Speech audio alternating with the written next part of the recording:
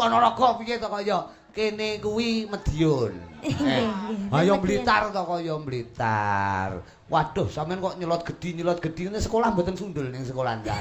Nggih mboten. Tak tamat ki rumah saku ora tau. Cita-cita kula kan dadi Mbak Kris. Dalem?